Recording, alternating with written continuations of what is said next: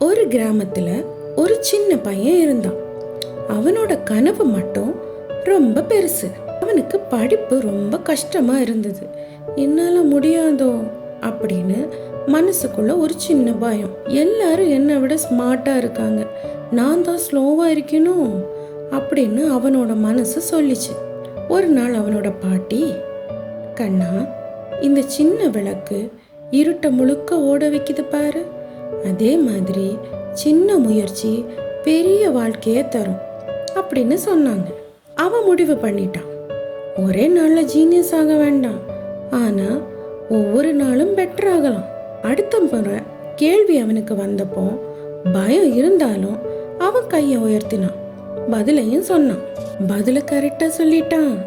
அது அவனுக்கு மார்க் மட்டும் இல்லை, அவனுக்கு நம்பிக்கையும் கொடுத்துச்சு. நினைவில் வச்சுக்கோங்க குழந்தைங்களே, சின்ன முயற்சி தான் பெரிய கனவுக்கு வழிகாட்டும்.